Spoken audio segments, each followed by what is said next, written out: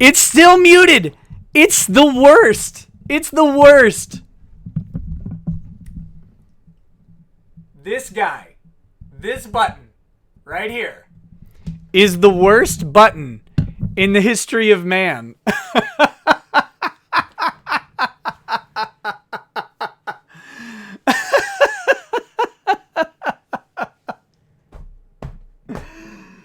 Oh, just a second, guys. Just a second.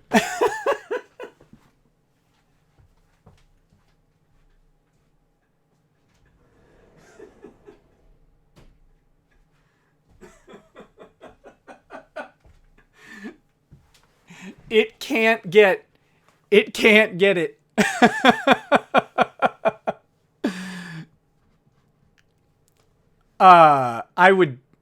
Kevin, I would never advise someone against watching Casino, but you should definitely watch me instead. All right.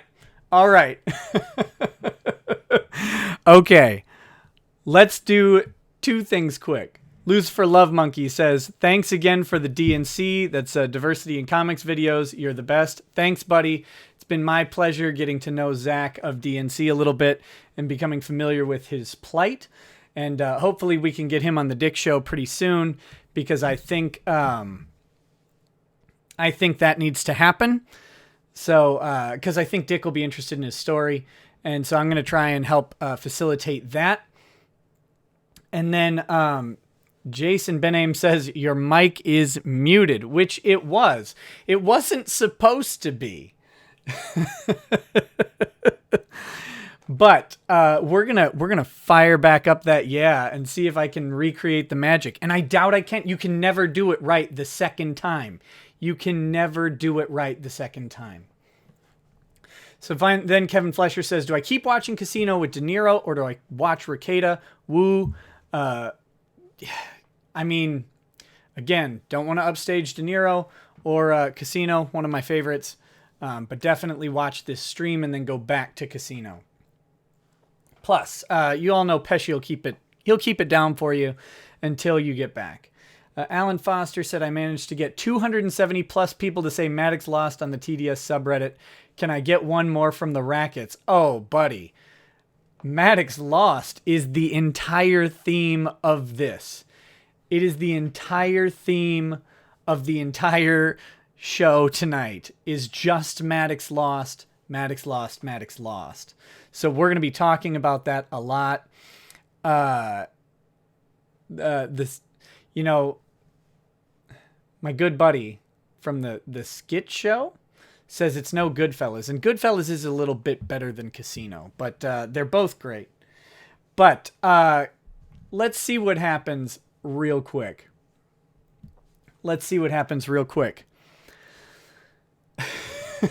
In fact, I'm going to do it this way.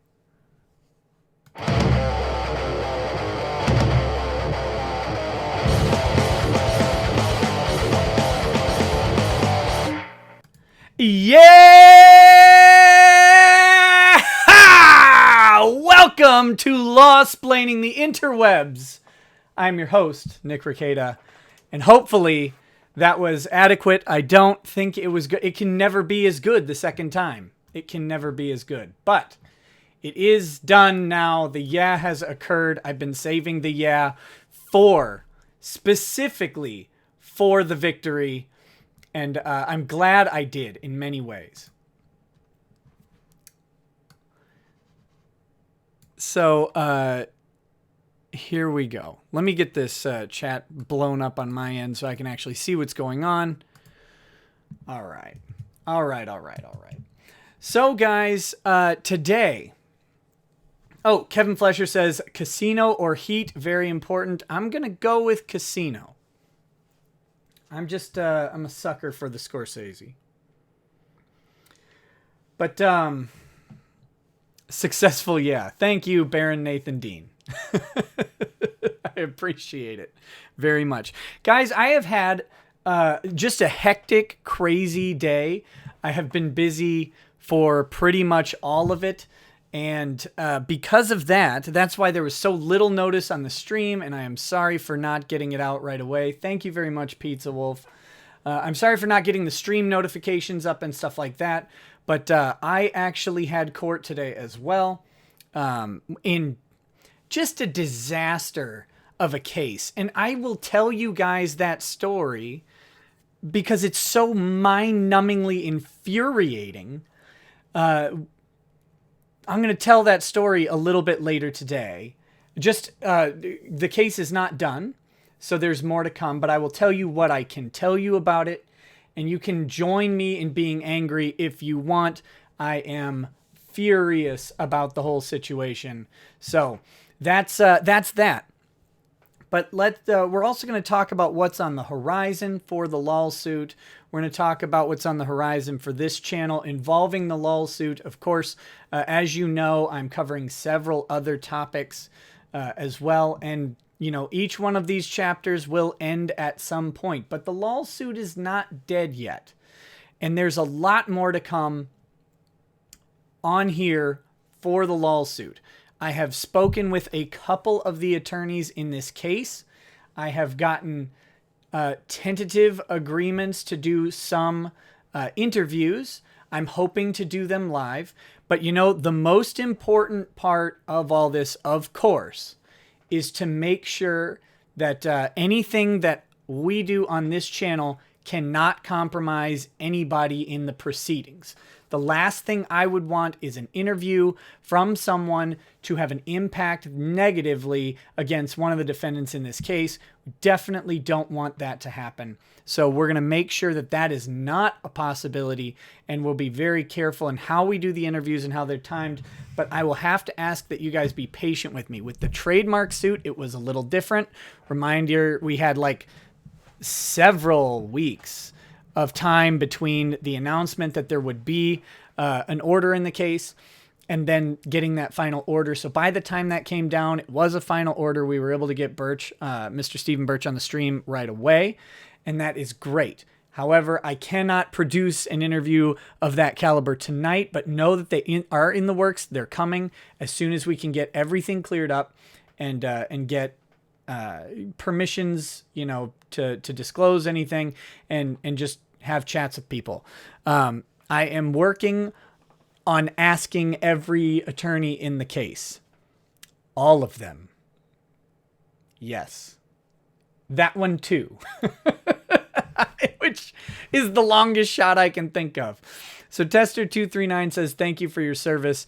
And thank you, Tester239, for that. I very much appreciate it. And Don Schlangerelli, wow, buddy. Thank you. Thank you. Congrats on 5K, and thanks for making great content. Maddox lost. Yeah. And yes, he did. And guys, it was brutal. It was brutal. Brett Andreasen, I'm going to ask. I cannot promise delivery, but I'm going to ask. And Inzane 3 Lugan says, at Rekieta Law, celebratory drink to start things off. Yes. And I've been deciding, like, what do I drink tonight? What is the drink of choice? And back on March 9th, I bought a very special bottle, and I have some of that left. It is one that I do not dip into lightly, and I do not dip into with any sort of, with any frequency. So let me get this guy down. So this is the rare 25-year Dalwhinnie.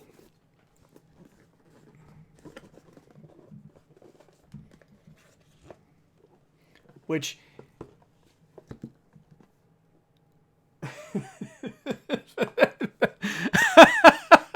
Derek says, my name is Nick Rekieta, the blackest man on the internet. This is lawsplaining. Thanks, buddy. I appreciate it. Make sure you snip that out of context for me. That would be fantastic. And we'll talk about taking things out of context and all sorts of things tonight. Guys, it has been a wild day. A wild day.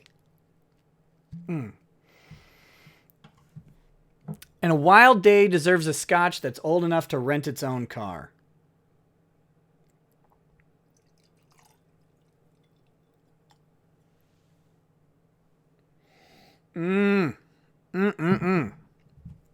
So,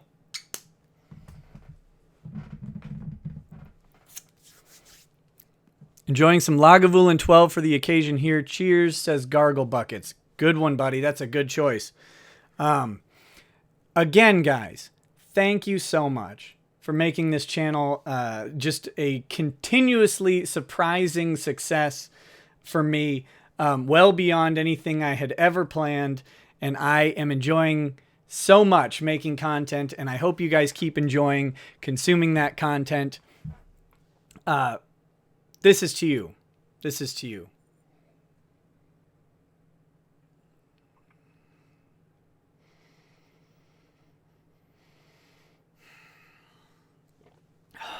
That is really just, that is some good, that's good whiskey. That is good whiskey. Yeah, I will lawsplain in my infamous Halloween costume. I don't think that's going to happen. I went too hard my first day back at the gym. What do? Wallow in self-pity, man. When do we get a crossover episode with Leor?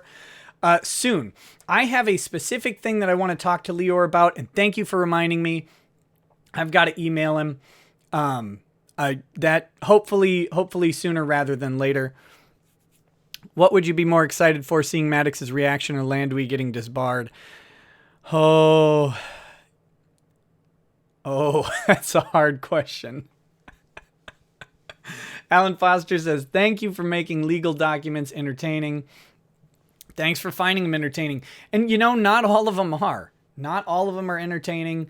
The Maddox lawsuit is the rarest of gems because it is the dumbest thing to date that I have read as far as lawsuits go or legal documents of any kind. There's nothing I have come across that compares yet. I'm sure there's something out there. Judges see stupid things all the time. But I mean, this is a kind of a bigger issue, like with people, with fans that would be looking at this stuff. It is just a gem. Let's get to the documents. I'm really excited to know the details. We will get there. We will get there. Go on Porg Chatter and discuss Porg Law with Asterios. We could probably arrange that at some time. Pendacan, I don't know what a corrupted sellout is, but you know, I'm a free speech guy, so if anyone tries to stop that, it good luck, I guess. Anyway, okay, so let me talk about what we've got tonight. Don Schlongarelli, I will answer that question in just a moment. Let me talk about what we've got tonight. So we do not have anything from the court, okay? I'm verifying that right now, but I do not believe any documents have come out from the court. So when they do, there will be Axiom. I'll talk about my cases a little bit later in the stream. The long story short is no, they're still ongoing. So it was not a victory in that respect, but nothing bad happened today. I was just hoping to have them completely finished. But I'm going to tell the story of my cases later in the stream. Okay, so for tonight, I do not have any documents from the court because the court has not published anything. So everything I've got is from the Reddit. So many of you have read this, okay? And I apologize if you have already read this, but for those who haven't, including myself, I'm going to read the extended version of the story from the anonymous dickhead who's on Reddit, who is in the courtroom and reporting on this for us. I don't specifically know the identity of this individual. However, I have confirmed with credible sources who do know the details of the case that this is relatively accurate. And I have confirmed that the decisions that we know about are accurate as well. And so I'm going to talk about as much as I can without having the actual judge's order. And the judge's order is going to be very important in determining a couple things for the future. But let's hit these super chats real quick. Oriah says, will you finally drink that Fireball mini bottle? Yeah, if I can find it. That'd probably be fun. Wedham says, having a glass of Nika while listening, loving these live streams. And I'm wondering if the Nika is going to be around much. Japanese whiskey is in a massive shortage. My Room Record says, wife is in labor. Would love to have my kids share a birthday with the Lolsuit dismissal. Well, that would be great. I hope she hurries up. And I wish only the best for her. Labor can be, I've been through it. I've been through it. Lady Rackets, who's off camera, has been through it several times. And of course, you always hope for the best and pray everything goes just fine for you guys. But yeah, so good luck with that, buddy. And yeah. What are you doing? I've got a baby in the room with me. Do you want to say hi? I look like I'm going to bed. Just peek in and you don't. Here, I'll give it to you off camera. What about this one? Off camera, you can just say hi to the chat. That's just weird. Hi. Are you going to say it? You gonna say anything? Good. Hold on, we're trying to get the baby to talk to you guys. She was so loud a second ago. Can you say it? Come on. You just do your thing. Okay. So we'll see. Everybody's saying hi, Lady Rackets. So yeah, it's yes, it's my baby. Okay. Should I show him my shirt? It's got a good shirt on it's today. up to you. It's up to you. You coming on camera is your choice. I know.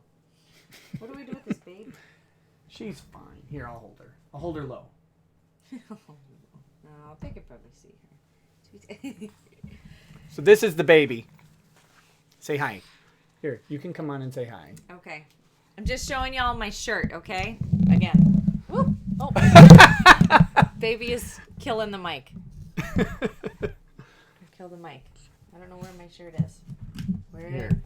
There it is. See that? Yes, they're all mine. Amazon seriously has the best shirts. I'm working on one that says, what is it? Is it installing muscles or something? Yeah. So good. Because I'm working out. Oh, say hi. Wrong arm. Anyway, Lady Raggets is off to bed. You're welcome for the flex. Yeah. It's a gun show now. She's been working really hard the past couple days trying to get things ready for us because we have some big days ahead. Let me get back to a couple things real quick. So Loose for Love Monkey says, congrats to My Room. Eddie is a great name idea. Just saying, Iron Maiden. And yes, very, very big congrats to My Room Records. That's awesome, buddy. Pizza Wolf says, good looking baby. I agree. Reverend Scott, hey buddy, he says, hashtag Maddox loss. I told you I'd be watching. Yes, you did. And welcome to the stream, pal. Yeah, it's your third kid. That's okay. That's okay. Don't brag. I got 5. You want to fight? You got time to catch up, though.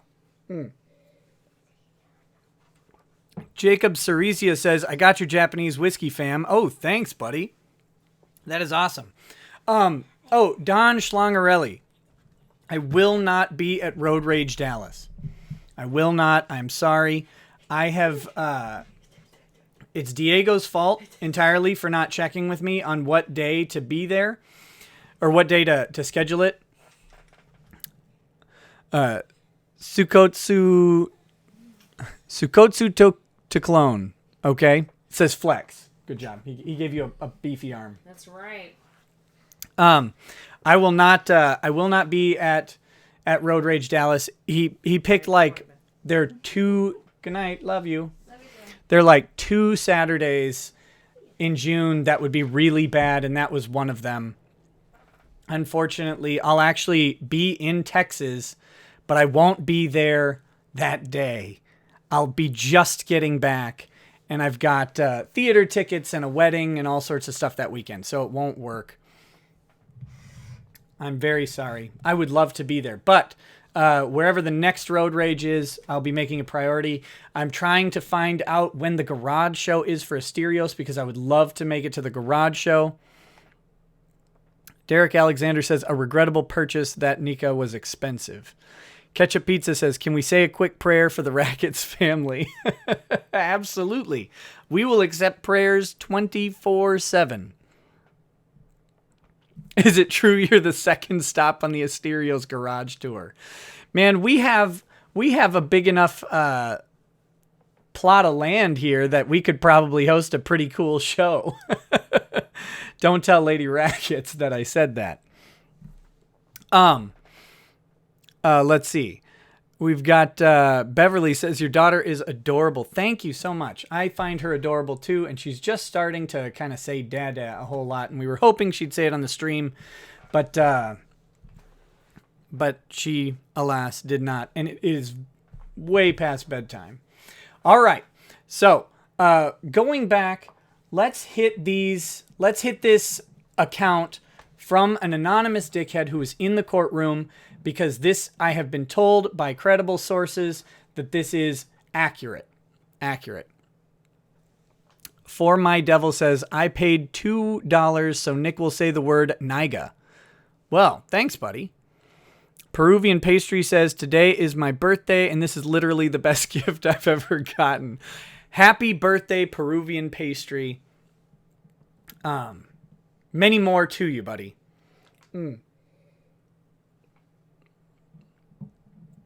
All right, let's hit these documents. So, this was posted to Reddit. If you've read this, I apologize. I have not. So, all this is kind of new to me. I just know the synopsis. It's over, the summary.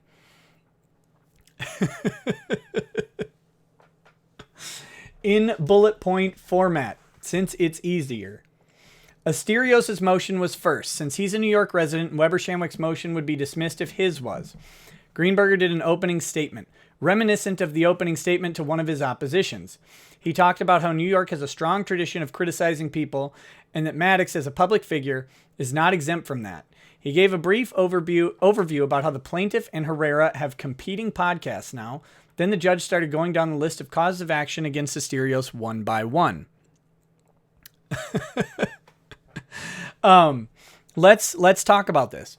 Okay, so this is something that's important to realize, because I've been getting a lot of questions about public figure status, and it's partly because there are people out there who don't understand what public figure status is or means. And so I want to be clear here. Clay Early says, drink at least one PBR on stream for me sometime. Also super chat drink.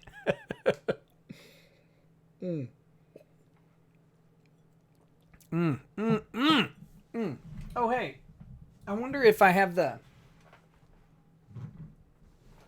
trying to find out where the fireball is.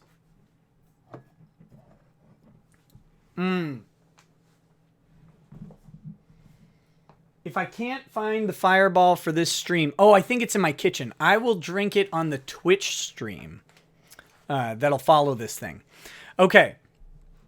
Public figure doctrine is interesting.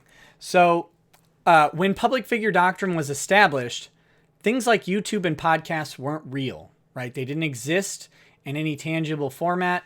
Public figure doctrine is much older than that. And so there's some fuzzy areas about what is a public figure in today's society. In previous, when public figure doctrine was established, a public figure was one of two things.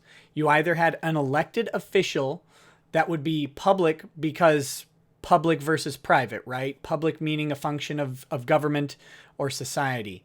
So if you've got a president, undoubtedly a public figure. Senators and U.S. House members, public figures. Supreme Court justices, public figures. Secretary of State, stuff like that. High-level cabinet positions, these are all public figures. When you start going down the chain, governors are probably public figures. When you start going down the chain from there to maybe like local state house people, they might not actually be a public figure outside of the state.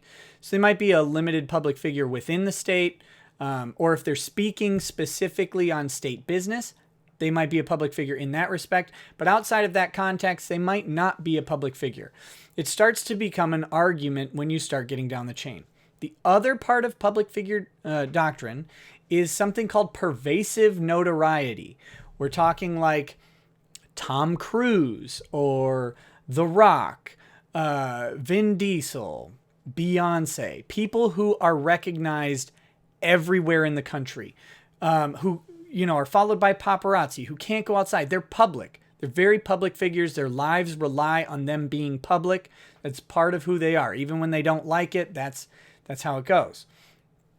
As you start ticking down the celebrity chain, it becomes more and more of an argument. Is a person who starred on some Netflix special one time, is that a public figure? Probably not. Maybe not. It really depends on who it is. Greenberger has said that Maddox is a public figure. This is an argument. And that is something to note, that all of the stuff that we're going to hear from the other lawyers, that's argument. And were this to go past this motion hearing, the argument would be that Maddox is not a public figure. In fact, his public figure status is likely waning. I would argue that Maddox is unlikely to be a public figure these days. Maybe he was a public figure when he had hundreds of thousands of subscribers on YouTube that watched his videos and bought his book and was a bestseller. Maybe. But we're talking a pretty limited thing. So he might only be a limited public figure within the context of being Maddox and in the context of some sort of public story that involves that. So I don't want to make it out, oh. Don't die. I don't think I'll drink this whole thing. Maybe I will. I don't know. Don't die. See. Lady Rackets has delivered me the fireball. Apparently she heard what was going on. So, No, I just thought about it. Oh, did you? When I was in there and I knew it was in the kitchen. Thank you. Okay. So, Maddox is probably not a public figure anymore. He just probably isn't. In the same way that I'm probably not a public figure, Dick probably isn't a public figure. We're not diminishing fan bases here, but in a country of 300 million people, a fan base of 70 to 100,000 people, that's still a small that's less than 1%, right? It's a third of a percent. So Greenberger's making an argument here. People have this notion that a public figure simply means someone who is not private, and that is not correct. It's not correct. Okay? Learn legal words. This is why people go to law school, because if you just try and take plain language definitions, it doesn't always make sense.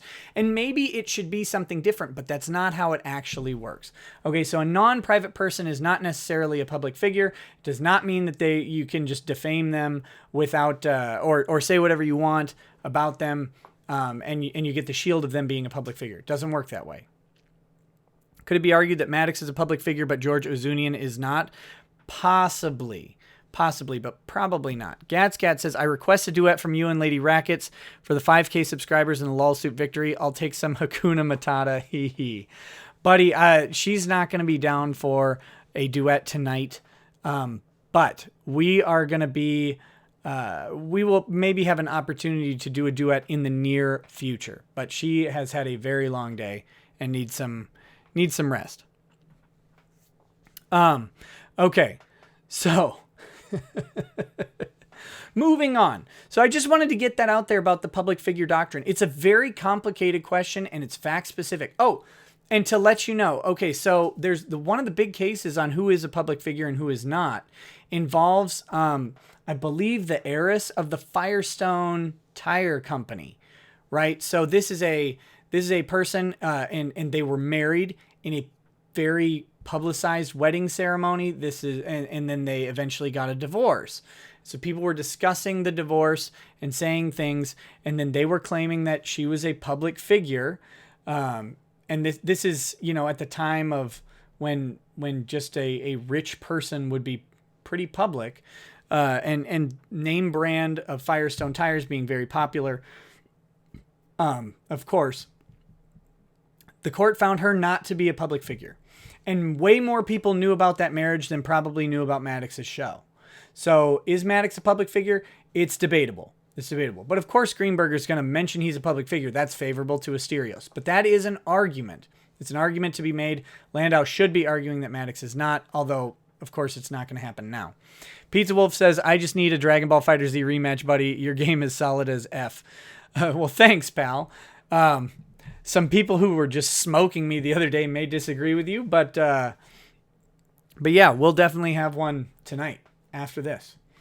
All right, so invasion of privacy. This is moving on. Invasion of privacy was first. Greenberger made it clear that the plaintiff is a public figure. I think that helped a lot because the judge would respond to most of Landau's statements with it. Now, judges will run with an argument. It doesn't mean that they actually accept it. Although in this case, it looks like they may have. I don't know. But they'll run with an argument without necessarily accepting it. When we get the transcripts, we might have a better idea of what the judge is thinking, or if he's just asking Landau to please counter-argue. Nicholas Melchiori says, is Maddox a cuck? Oh, yeah. Oh, I think that's unquestionably true, although it is not proven in a court of law as of this point.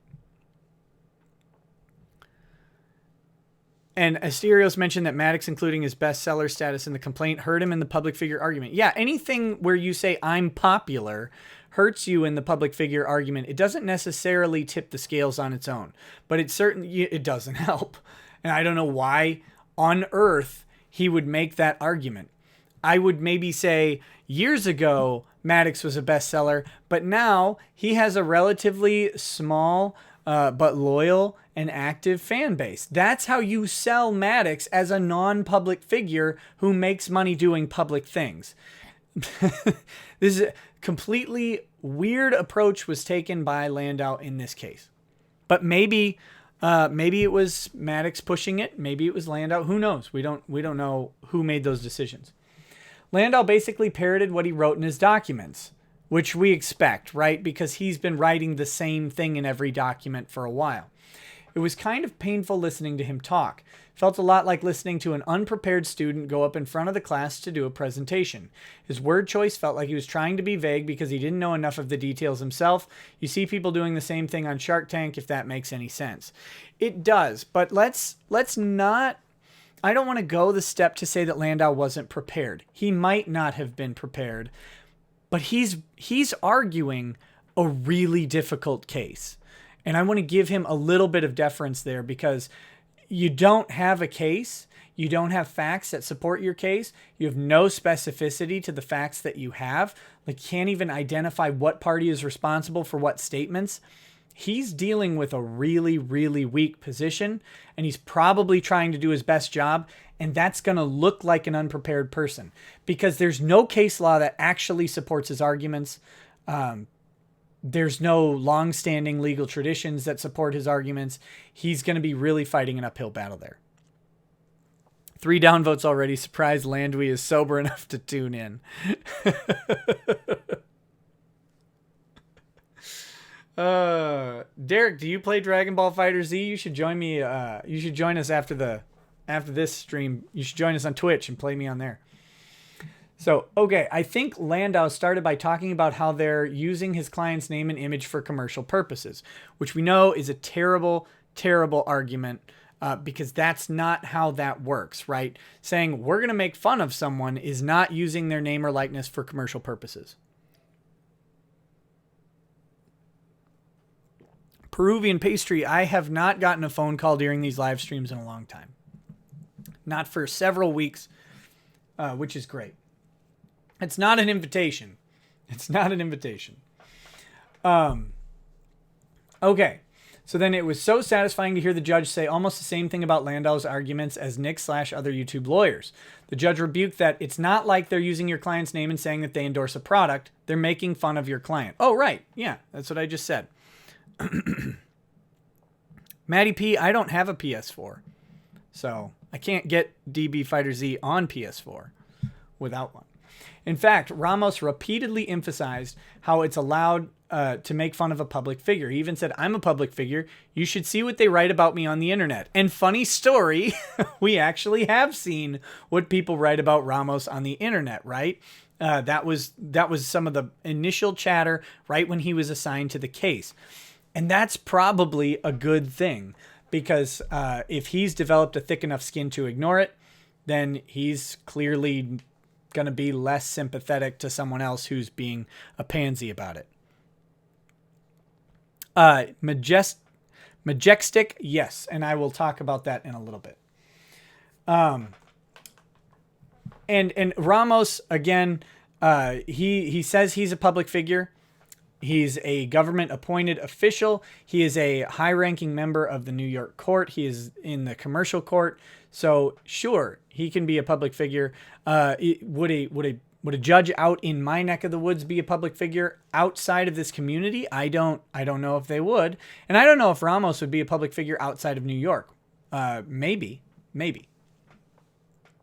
Are the Racklets even allowed to play video games? Yeah, they play mostly on iPads.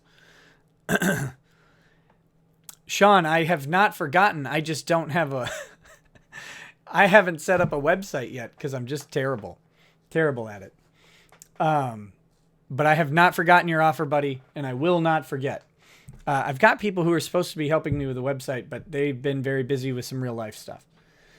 And you don't want me to build anything because the technical difficulty of unpressing a mute button is far beyond my technical acumen. Okay, so then, let's see. A weird back and forth continued for a while with Landau saying how Asterios and Dick were releasing addresses, birthday information, allegations of sexually transmitted diseases, which is not true. Poor My Devil says, how much to do cocaine shirtless on a live stream? Well, I don't do cocaine, buddy, so that will not ever happen. Unfortunately, I certainly cannot live stream a felony because I would lose my law license. You said you drink a PBR with me and I spent 1 week's pay to find out. You never said, oh, Clay, did I not say that? Yeah, I read your quote. Sorry. Yes, Clay, I will drink a PBR with you. I'll have to get one. Unlike you, I don't have just a stash of them lying around.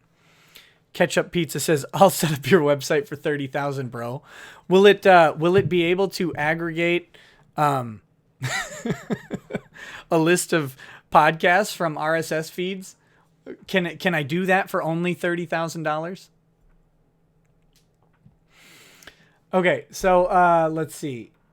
Yeah, addresses, birthday information, allegations of sexually transmitted diseases, which is not true. Landau tried to explain why cuck is more than just an insult and is actually defamation. He tries to explain what a cuckold is, but the judge kept interjecting with, but he's a public figure. And guys, can you just not... I can't wait for the transcripts. I can't wait.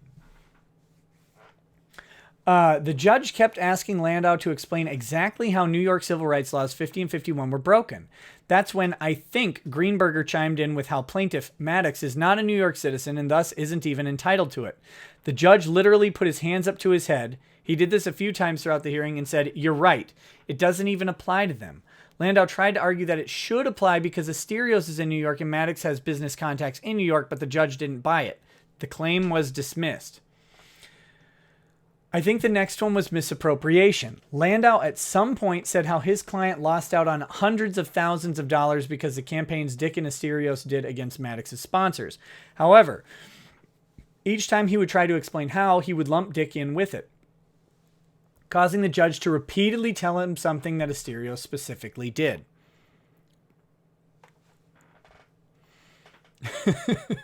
Since the claim was tortious interference, the judge asked Landau, was there a breach of contract? Landau gave another weird, long-winded answer which didn't even address the question. The judge was visibly annoyed and asked him for a yes or no, so he said yes. The point was then quickly made that the breach was not alleged in the complaint. Both Greenberger and Matt say how the complaint uses phrasing that the contract was canceled. This caused about 10 seconds of silence from Landau while he went through his papers to find a response. And guys, that is awful. Yes or no?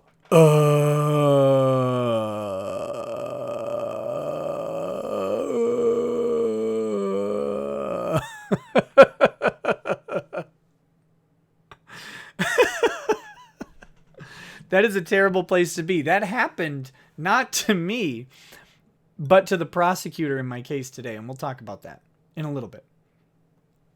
Okay, the judge dismissed the second action as well. He tells Landau again how you can't group multiple defendants together the way he did. The defendant has a right to know what specific accusation is against them, or something like that. Right, because you have to respond with specificity to a claim that's specific. You can't just say, they tend to make fun of me. Well, what dates did they do it? When did they do it? What did they say? What did the individual say?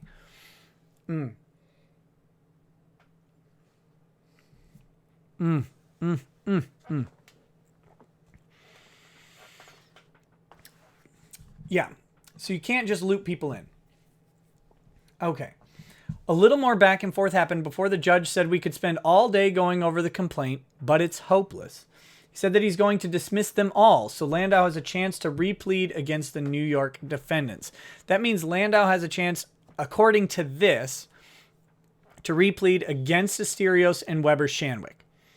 We'll see what happens there. And that matters for some very specific reasons. Okay? A lot of people have been asking about the disposition of the sanctions motions. All right? And I have a source on that. I'm not going to disclose the name of my source on that. But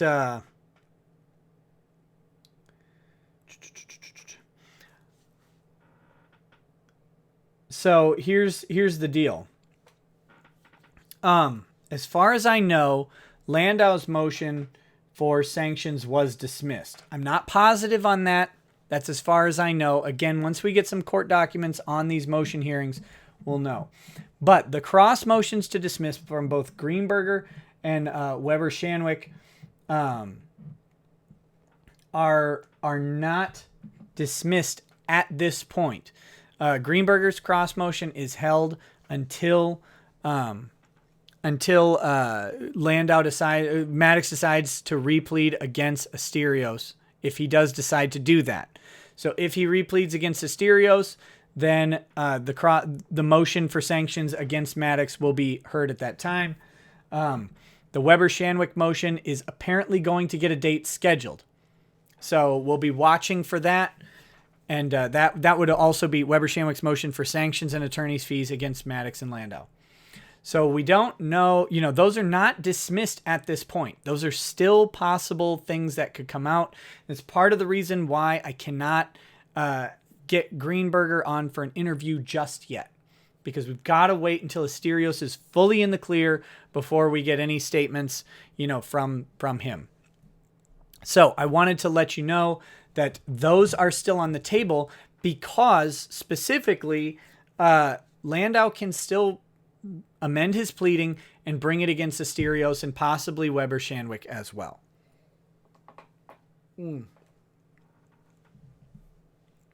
Does it make sense for Maddox to refile? I assume that would cause sanctions to be considered as well. No, it doesn't make sense to refile. He may not be clear of the sanctions in general, but it doesn't make sense for him to refile because he doesn't have specific enough facts to make a case against anybody. He just doesn't. Especially if they're getting reamed by Ramos over Maddox being a public figure. If he's accepted that argument, the chances of them winning the lawsuit go down dramatically. And someone who's just bleeding money like Maddox doesn't make any sense for him to file against Asterios. Okay, let's see. At that point, dismiss them all, so Landau has a chance to replead against the New York defendants. At that point, Greenberger jumped in and tried to argue against it. Probably because it means that the case might not be over for him and Asterios. Right, that's exactly what it means. Unfortunately, the judge said that he sees how the complaint might be amended against the New York defendants to have legitimate causes of action. Possibly. And the problem, that would be assuming that they tell the truth and assuming that their true statements amount to a cause of action. That's some big assumptions. We haven't seen that yet. Thanks, Carrie Grove. I see you. I see you out there, girl. Let's see. Munoz convinced the judge to let Weber Shandwick's motion to dismiss, though. So they begin going over the claims stated against Weber Shandwick. I'll never forget what happened next. Landau starts reading the Maddox paragraph and calls it an admission from one of the defendants. It was the one time during the hearing where it was almost impossible to keep a straight face. I honestly do not understand how someone can earnestly argue that that's serious in front of a judge. The judge actually responded with, "This is your basis for this claim?" Landau says, "No, but it is an admission from one of the defendants." Dr. Richard R. Ape, I notice you, buddy. I see you there.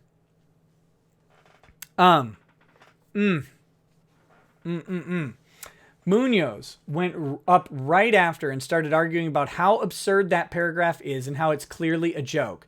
No PR firm has data about the weight and body type of a bunch of individuals which can be utilized by Dick's company. Moreover, he said that it was written by Maddox, which the plaintiffs have said themselves is a parody character. Landau tried to interrupt Munoz twice during the above, causing the judge to tilt his gavel, or to hit his gavel. Yes, and loudly ask Landau if he wants to be kicked out of the court. After the world's longest silence. Do you want to be kicked out?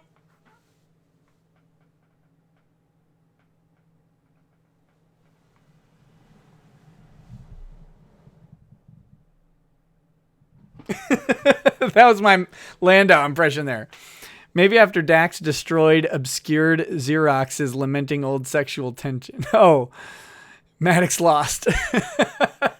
Thanks, Cats. Oh, remind me to read your whole message before I read them.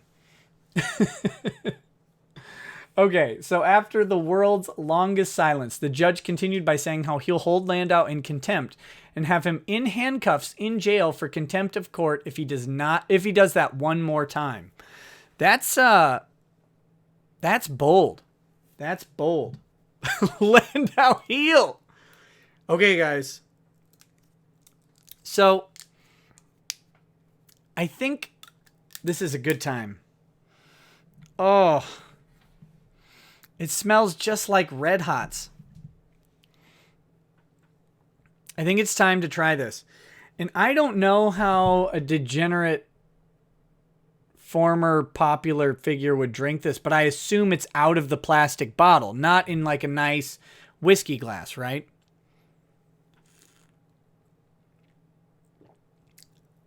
Oh,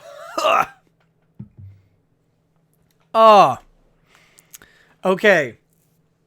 It's just like liquid Red Hots with a whiskey kick at the end. He drinks it on ice? That is disgusting. Oh my gosh. Ugh. Ugh.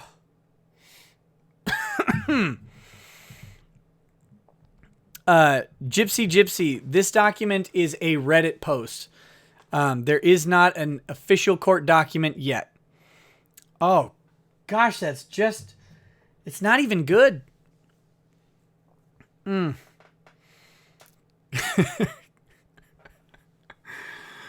Oh, thanks, Prima Fascist. I appreciate that. I'm going to get some ice and try that more on the Twitch stream, and we'll see what it's like with ice, but that is garbage. Oh, no. Zealous Nui, it's not spicy. It's just terrible. Blech. Here, go to 7-Eleven and buy a chaser.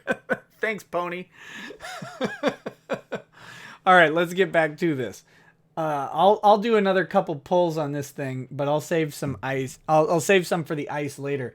Look, this is a whopping 66 proof, the manliest whiskey on the planet. All right. Okay, so here we go. About a minute later, Munoz and Landau went back to arguing points about the Weber-Shandwick claims. The judge, I think, interrupted Landau to say that the Weber-Shandwick claims are dismissed with prejudice. Oh, okay, so he cannot replead against Weber-Shandwick, just against Asterios. So that is great. And they should have been dismissed against Weber-Shandwick. That is the absolute correct answer. Raging Hot Truth says, so what would it take to get Maddox declared legally a cuck? Well, he can replead his case against Asterios, and that was Greenberger's stated intention, was to make him, was to prove in court that he was legally a cuck. So we'll see how that goes. There's still time.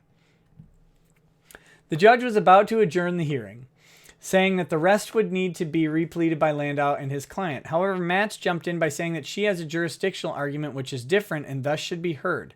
Judge lets her proceed. Landau tries to argue how Dick and his company have significant business contacts, to which Matz denies and affirms that neither Dick nor his company have anything, I'm guessing this person means to do with the state of the sort in New York. Anything of the sort in New York. No, they wrote it correctly. I've just been drinking. The only tie Dick has to New York is his book contract from 2008, which is irrelevant to this case. The judge says that he read over some of her argument earlier and agrees with her, and grants dismissal with prejudice to her too. Ooh. Peruvian Pastry says, is it hearsay for Landau to use the Mad Cucks quote as evidence even though he was never actually served? In motion hearings, you can sometimes introduce this stuff you can sometimes introduce things outside the rule of evidence. It is an admission from a defendant, so that'd be weird. Although, like, that's something you don't need to object to. Let him say it. It's so flipping stupid. Let him use it. It may be impermissible. It may be impermissible if one of the defendants would have raised the objection. But again, in this case, no reason to. Let him hang on that cross and burn, because that is a stupid argument. Scruzo asks, what exactly does dismissal with prejudice mean? I'll get to that in just a minute. Lastly, Landau jumps in by asking if the case can still be brought in California. The judge responds, it's not in my jurisdiction. You can do whatever you want. After that, the hearing ended. Also, I'll stop by the courthouse sometime next week to see if I can get transcripts for the case. I'm not sure how long those take. A lot of people are working on the transcripts, so fear not, the transcripts will arrive when they're done. We will be going through them. I'm hoping to have something special arranged for those transcripts, so that will happen.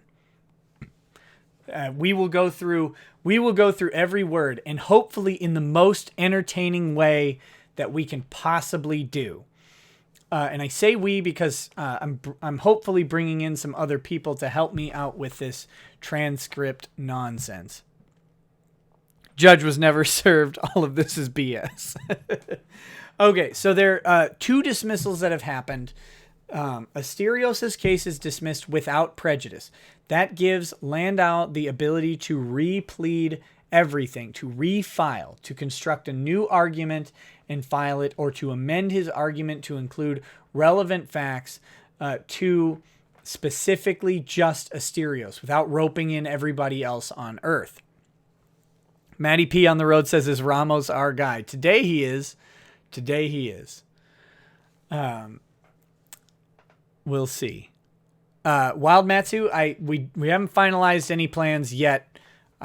Just know that I'm working on it, and I have some lead time on this because we've got about a week before the transcripts are even close to ready. So we'll see what happens.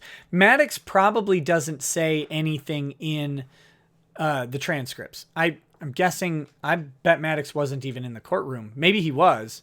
There's no indication that he was. So he's probably not in there. And in this type of hearing, they're legal arguments, not generally witness arguments. So unless Landau had wanted to call Maddox on a specific factual issue as a witness, he wouldn't need to be there.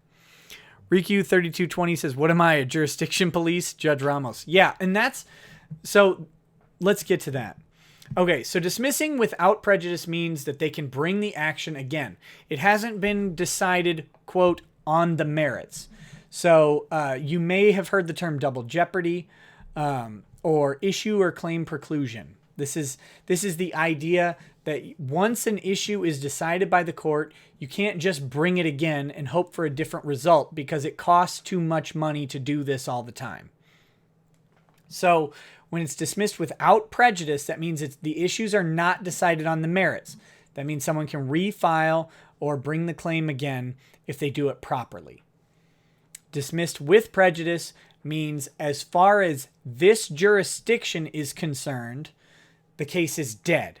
Maddox cannot bring these claims against Dick Masterson, Weber Shandwick, probably Patreon. We don't have any indication on if Patreon was present. I can't bring these claims against those defendants who are dismissed with prejudice in that jurisdiction, probably within the state of New York. However, it would be possible for Maddox to raise the issue in California and then, at that point, claim and issue preclusion, double jeopardy.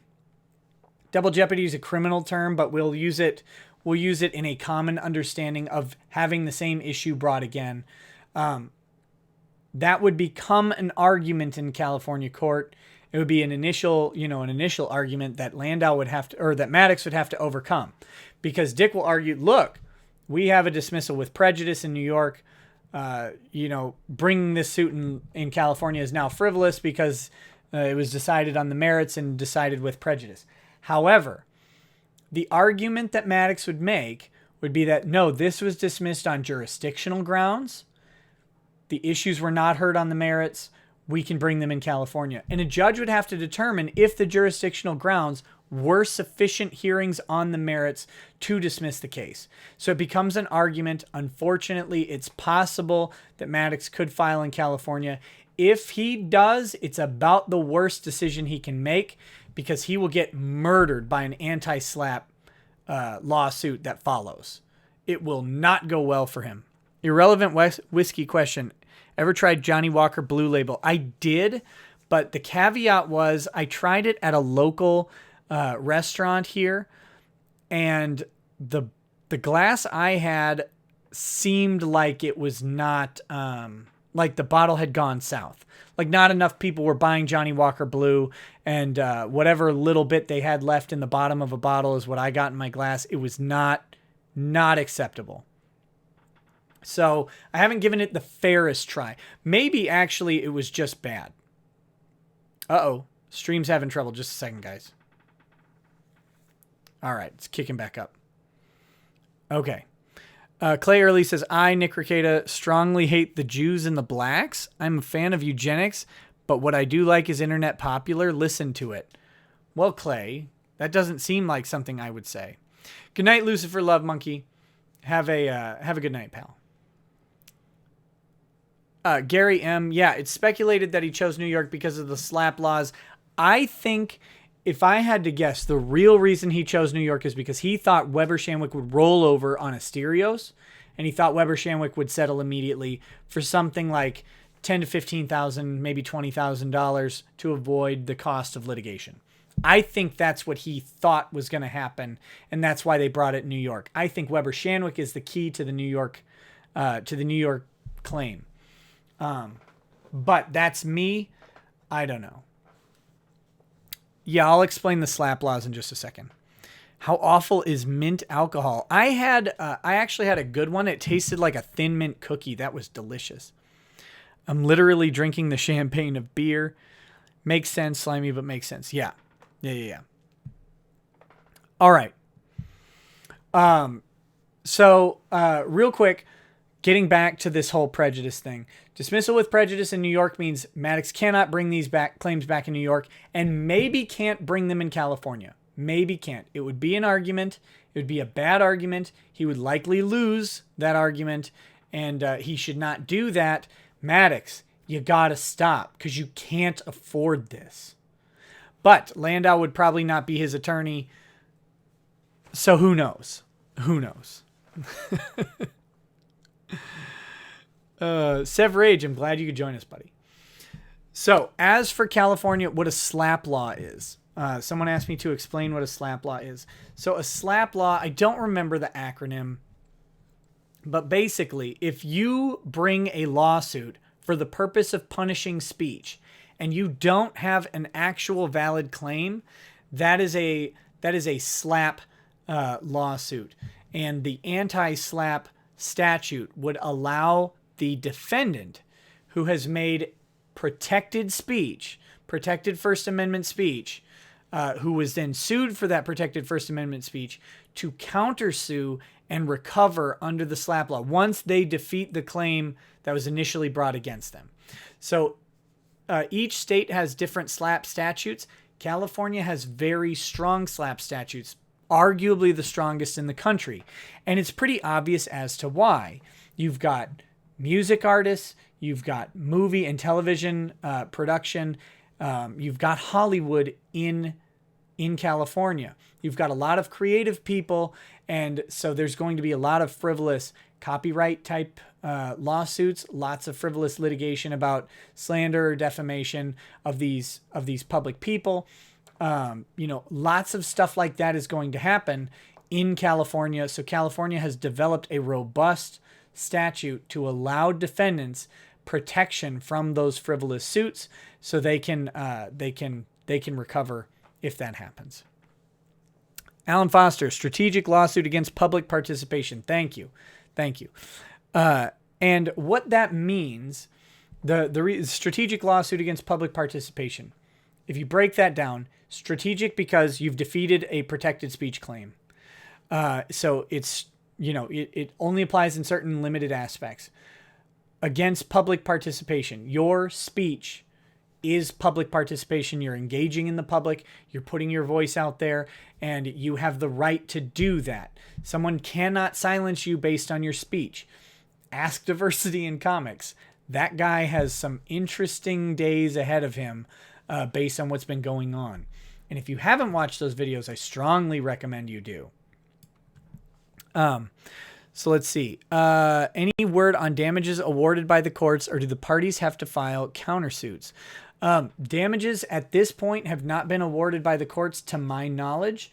I don't think they will be. And it's important to remember that Dick did not ask for any sanctions. Dick's lawyers did not ask for any sanctions or damages. So they've only asked for dismissals. It's within the court's power and purview to grant sanctions and awards of attorney's fees if the court so desires. But if you don't ask for them, they might not grab them. And by not asking for them, they get a hasty exit. So this is it's not saying that Dick's lawyers didn't do their job, and it's not saying that Dick made a bad move by not asking for fees. Sometimes the best thing to do in these suits is get out. Get out as fast as possible. We don't want to argue anything. We don't want anything. Get us out of this.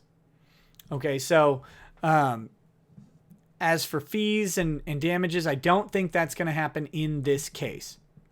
Currently, for the defendants who are dismissed with prejudice.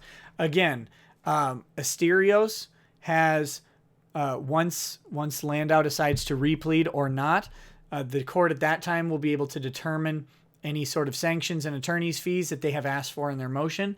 Weber Shandwick will apparently get a hearing date, and we will be following that as intently as possible. Landau's strategy all along was to be so annoying the judge didn't want to have to deal with damages because he'd have to be in the same room with it as him even longer. Very possible. Weber Shandwick asked for them. Yes, Gats. And I think, I'm ahead of you guys, so I think I just answered that. I think I just answered that for you. So that's that. That's the account of what happened today. And let me go on. Let me just get some clarification here on the verdict itself. So dismissed with prejudice for Dick, Bozer, and Foundation Digital. Dismissed with prejudice for Weber Shandwick. Dismissed without prejudice for Kokonos. The judge wants to have a repleading after Landau amends the complaint. So that's where we are. We don't know how it turned out with Patreon. However, Patreon is one of the worst defendants in this case. Worst in the sense of they should not have been at all brought into this. Patreon, if Weber Shandwick is dismissed with prejudice, I can as close to guarantee you as possible that Patreon is dismissed with prejudice. That was probably done yesterday at their hearing, but we don't know for sure. If there's a repleading, does the case automatically go to Ramos again? I'm not familiar with how New York procedure works, I would think they would replead within the same file.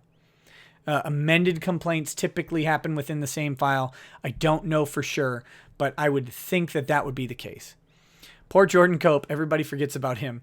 Well, I lump Jordan Cope in with Patreon. There's no way Jordan Cope is individually liable for anything. Landau should maybe be punched in the mouth for that one. Asterios said dismiss with prejudice versus Patreon. Okay, sounds good. And it should be. It definitely should be. Can you scroll through the Maddox last thread on the subreddit before the end of the stream? You want me to do that like on camera? Is that what you're asking? I think we could arrange something like that. Charisse 519. I thought I answered what is anti-slap, but anti-slap is when it's a lawsuit that is a counter to a frivolously or improperly brought lawsuit against protected speech. When the gavel was struck at Landau, did he hide in the bathroom for a few minutes? I don't know. Probably. Real talk, if they did refile against asteroids, since it was basically thrown out for doing a bad job the first time, would it even be ethical for Landwy to charge for more work? Yeah, absolutely. That's the way it goes. I mean, whether Landau ethically should be charging anything to Maddox is a good question.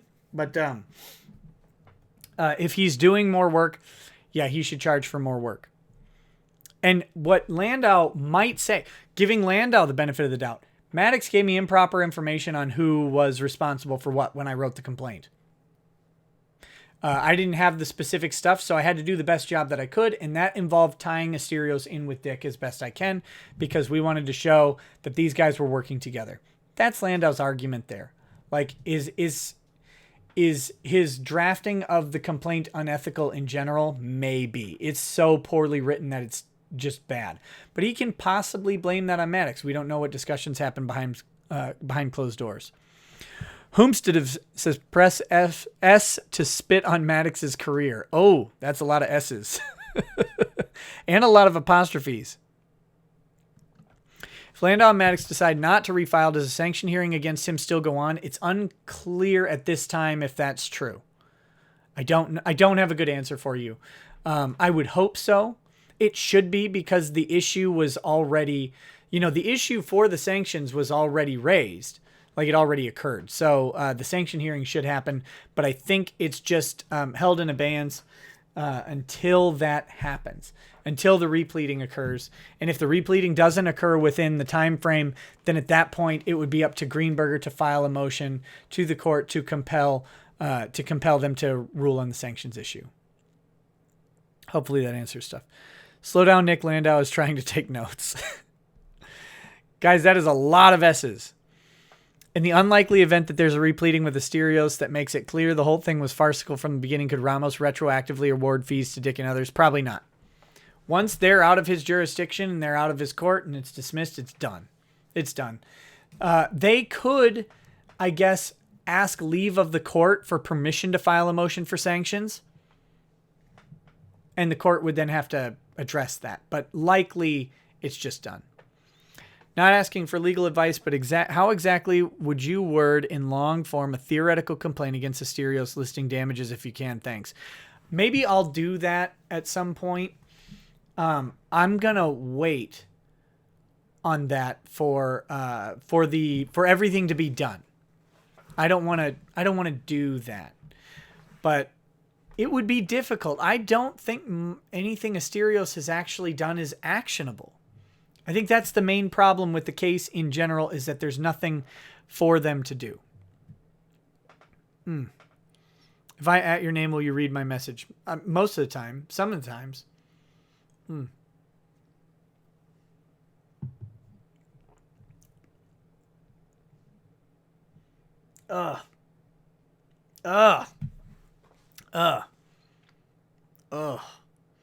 Dick Nutley. Thanks, buddy. Well, guys, I mean, that's, let's wrap up this section. Okay. That's the news from today. It has been a fantastic day for the Lolsuit. A lot of this is the response, or is the result, we expected? Is the result you could ask for, the best results you could ask for? The person who, of course, got the least good results is Asterios, and that's only because there's no jurisdictional issue with Asterios. So New York clearly has jurisdiction over him, and in that case, the judge is going to give Landau the benefit of the doubt and the ability to try and bring a case against him. So unfortunately for Asterios, he'll have the specter of this lawsuit hanging over his head. I don't know how long that is. I've tried to get an answer on how much time he has for the repleading. We'll have to wait and see if a written order comes out from the judge that gives Landau a specific amount of time. Once that written order comes out, of course, I will cover it and we'll go through it and talk about all of the stuff because it will matter for the defendants what is specifically said in there. Gatsgat says Charles Manson's original name was Maddox. He had a small army of sheep, hid his secret wife, and was into other guys effing his girls. Coincidence? Not at all. Better get a Pepto-Bismol chaser. How long does Maddox have to replead? What matching tats are we going to get? Time limit on repleading. Okay, so again, as for the repleading, we'll have to wait for the document. If the document does not address the repleading, there is a New York rule of civil procedure that would allow Greenberger to compel the court to rule the case as done, as beyond a time limit. I don't know the rule. That's getting kind of complex, New York civil procedure, and it's out of my jurisdiction. But hopefully we'll have some answers when the documents come out, and I will try and find the answer to how that rule reads if we don't, when the document comes out. Matty P on the road says, because paying you is past due, put this to a PS4. Thanks, buddy. Kevin Soak says, Maddox lost, Dick is the winner. Yeah. And Maddox lost hard today, guys. And remember, I don't know if you all know this, but Landau's hourly rate, his discounted hourly rate, is $575 an hour. So Maddox has been paying this guy $600 an hour. Think about every time a document comes out in this case, I'm reading it and doing an hour to 2 hour live stream. Hour to 3 hour live stream, depends on the document. Either Landau had to write it, and if he had to write it, it took longer than it takes for me to read it. Or Landau had to read it. That's a lot of money. That is a fortune. That's a fortune. And if you remember, Dick mentioned on one of the shows that he got billed by his attorney for listening to a bonus episode of his, right? I don't know what bonus episode. I'm going to guess it was bonus episode 21. That's just a guess. I don't know for sure. But if Maddox asked Landau to comb through and listen to lots of Dick's material for stuff, or, he compiled that list of insults. Thank you, Maddox, for finding the funniest stuff that everybody has said and putting it in one place for us. But compiling that document probably took an hour to read. Every hour is $600. Is Maddox in the clear if the Lolsuit can be redone in California? Maddox is, how would you bring him in California is a good question. Solid Snake 86XX says, tell Clay George said he's a piece of poop. GFY. Okay. Who's George? Is that the George? Is that George Sears? If it is, hey buddy, how's it going? Gypsy says, no one lost because it's not a contest, dickhead. If this case is brought up more competently against Dick and Callie, can you refer to the aspects of this case to point out details such as the whole Heather thing as a public figure status? Absolutely. Yep.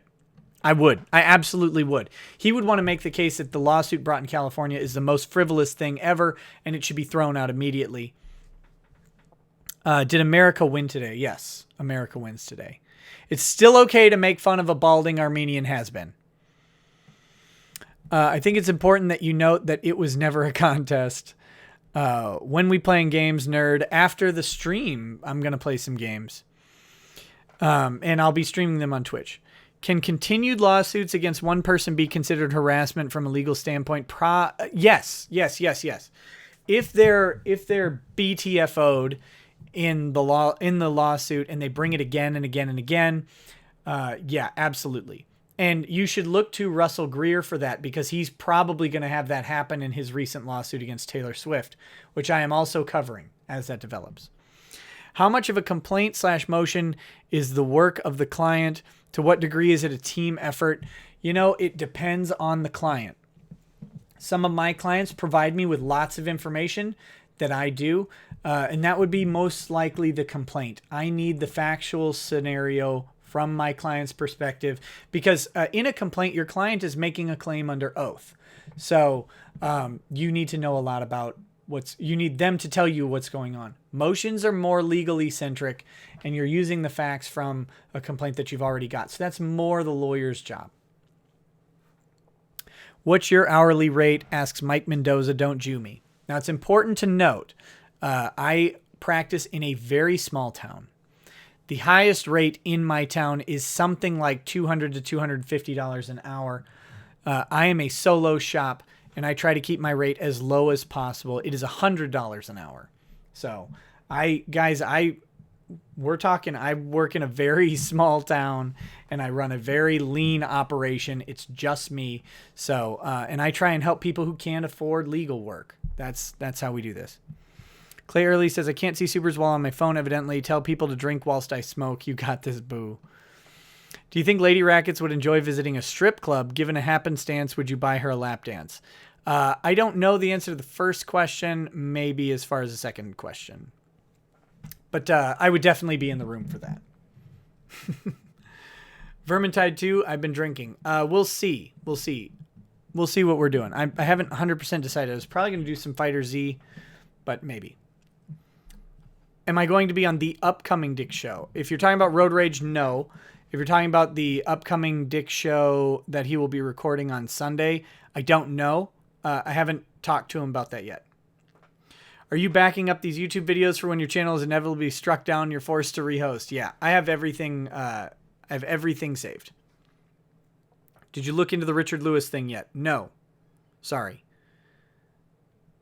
Let's see. When do I sleep? Not often enough. Stream OG Pac-Man because tonight proved men greater than women. Not related to this case, but in your legal opinion, what is the best way to hook up with an ex-actress who is incarcerated so I can get my conjugal visits on? I assume you're referring to Allison Mack. Start writing letters like that one chick did to, what's his face? Charles Manson. Gosh, guys, it's never good. Russell Greer, what's wrong with your face? Mobius mouth. Did the perjury thing ever come up in court? Not that I know of. But those motions are on hold. Yeah, the perjury things will be argued in that motion.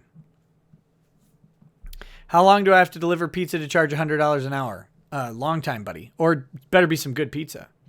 Your tattoo artist charges more than that. Yeah, I'm sure he does. Did you already tell your story about your cases today? No, I'm about to go into that right now. Did you see / hear from Mysterios that Landwy is like 5'5" manlet? Oh my gosh. I figured that guy had to be like 6'5". Oh, goodness. Who is best girl and why is it Android 21? Oh man, I hate Android 21. Love hate. No Vermintide, or at least second after DB Fighter Z. Can I get your honest opinion on how my appearance on TDS was? I haven't listened to that one yet. Sorry, man. I've been swamped. We're getting ready for a family vacation. Let's see. Are you drinking Fireball? Yeah, and it's disgusting.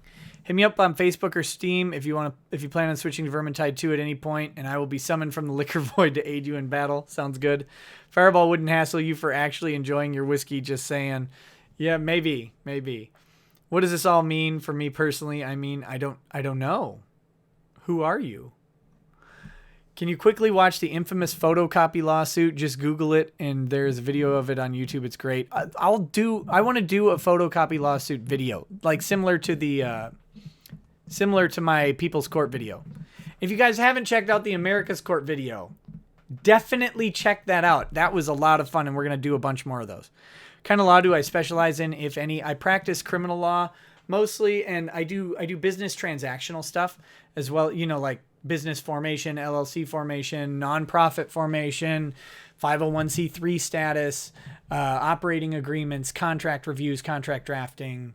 I do property stuff, small town. So I do what people need. Android 21 with the blue eyes, though. Did I miss news about sanctions?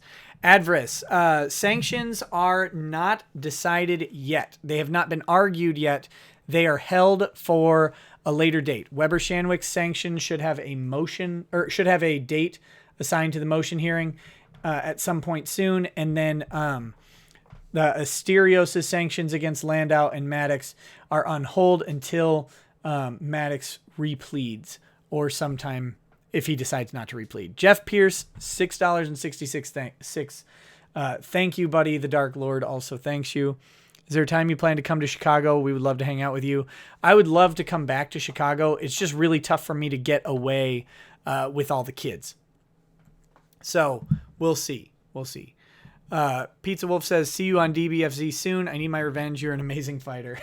Thanks, buddy. Sanctions are awarded. How is collection enforced? Collection would be enforced in the same way that everything else is enforced. If you do not pay, there are motions for contempt and motions to compel payment, like wage garnishment and stuff like that.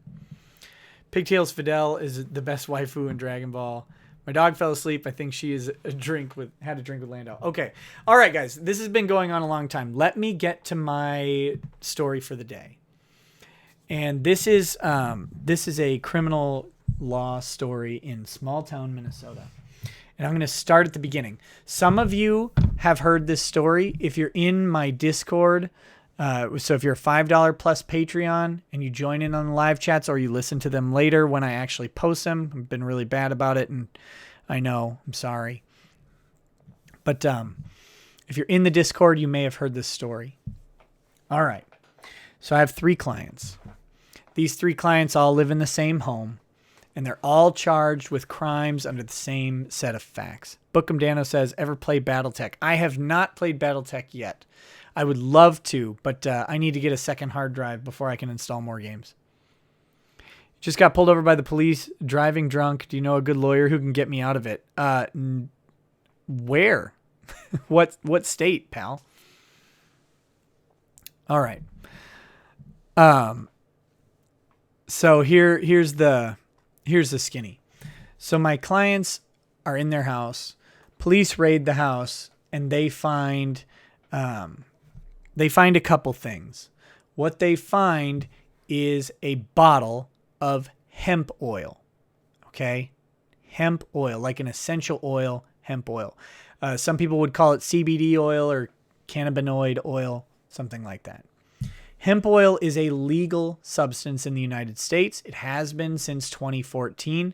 It has been legal in Minnesota since 2014 as well. Okay? So this is with the Industrial Hemp Act, in which the United States allowed the production of low THC hemp, and then the production of hemp oil does not have more than a trace amount of THC involved. So, my client's house is searched with a warrant, and hemp oil is found. The total weight of the hemp oil, including the glass vial and eyedropper, is 8.5 grams. That, if you don't know, is roughly 2 nickels, like the nickel coins in weight, for the total thing.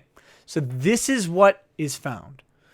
Along with the hemp oil, they found some paraphernalia. They found various pipes and a bong. Now, they didn't find marijuana. They just found the paraphernalia. Okay? The other thing that they found are several legally owned firearms by one of my clients. So, in Minnesota, it is illegal to own a firearm while being the user of a controlled substance. Own or possess a firearm while being a user of an illegal controlled substance. So the police, in this case, against 2 of my clients, filed felony possession of a controlled substance for legal to own hemp oil. And then they filed a gross misdemeanor for possession of handguns as unlawful users of a controlled substance.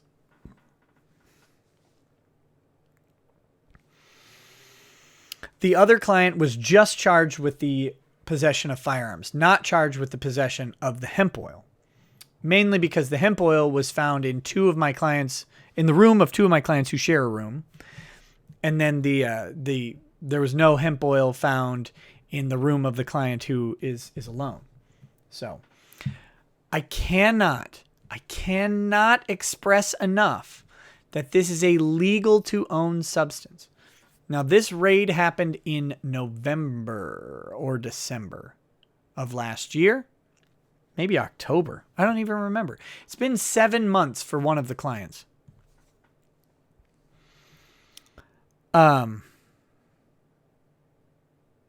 Richard is censored on Racket Stream. I love it how wholesome Rekieta lies. I wish I was as wholesome as he is. Should have pled Vapor's defense. No, you actually don't want to have this be a vapable substance. That would be pushing the line away from legality if you could vape this stuff. You cannot vape this stuff. Are you charging these clients for talking about this right now? No, of course not. So they've been charged with this. This has been 7 months. Today, the 3 hearings that I had were for these 3 clients all in a row, and they were all for the same thing. It's called a contested omnibus hearing in Minnesota. This is an evidentiary hearing or an evidentiary challenge. I don't know what other states call it, but it's your chance to bring any pre-trial issues. So if you want to suppress evidence, if you want to dismiss the case, if you want to challenge a warrant, all that stuff happens at the omnibus hearing in Minnesota.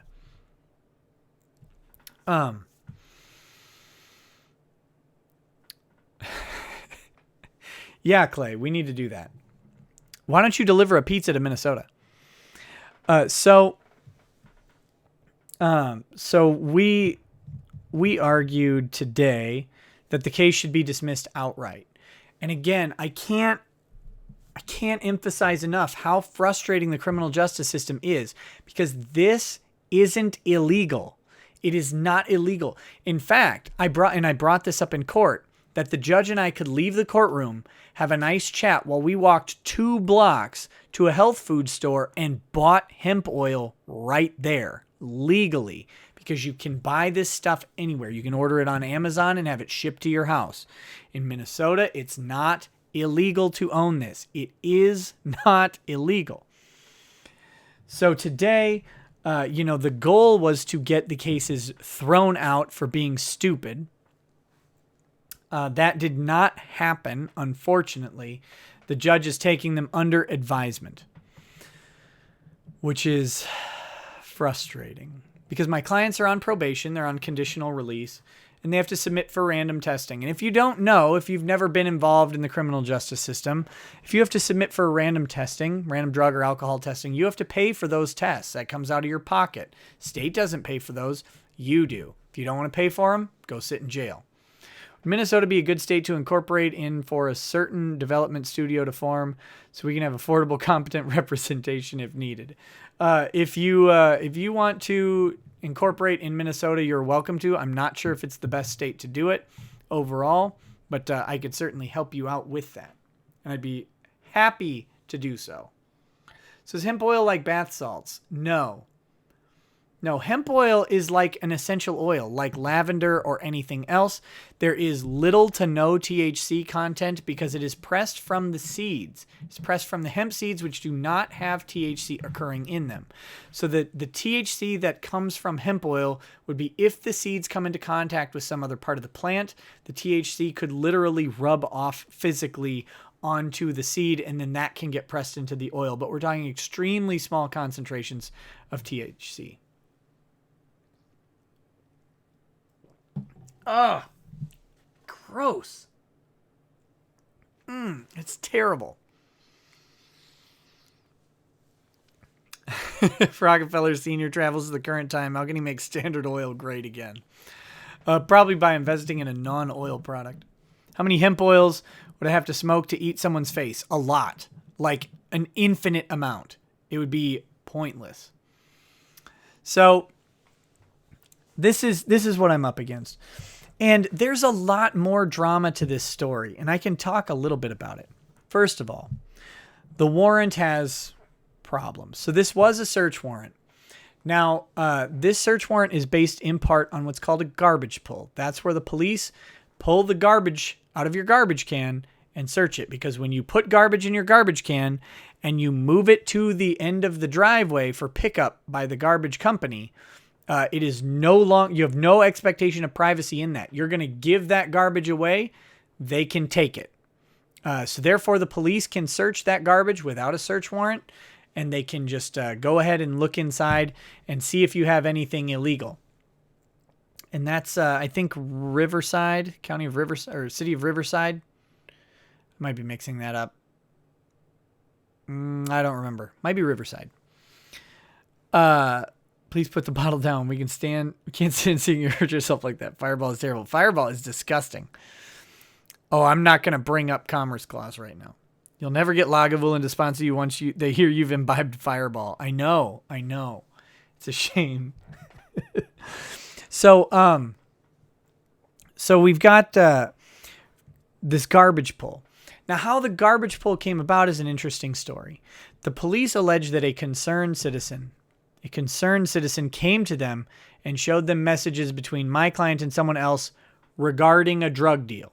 I can tell you what those messages basically said. From someone to my client, will you sell me this? My client says, I don't sell drugs. Boom. That's a conversation that apparently relates to a drug deal and will get the police on you. So seriously, guys, don't talk on your phone about drug deals.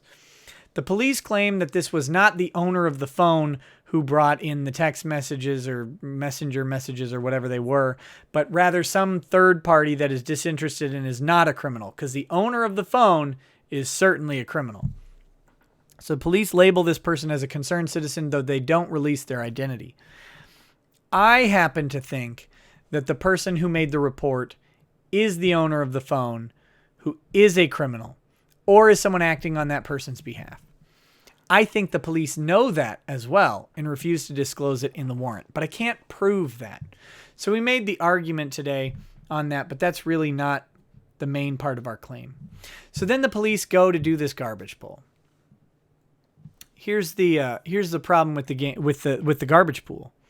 The person who sent the text messages about the drug deal and who I believe is working with the police, with the drug task force specifically in this case, the person who did that was there when they did the garbage pull. Now, part of the garbage pull is they recovered a couple straws, which they said are used to transport meth. So don't throw straws away, guys, because if the police find a straw, a plastic straw from like a fast food restaurant in your garbage, they will claim that that is meth paraphernalia, or they will test it for the presence of methamphetamines. And I have heard around the rumor mill that the test for methamphetamines also tests positive for sugar. But I mean, what does that matter from a straw that might have been sitting in corn syrup, right?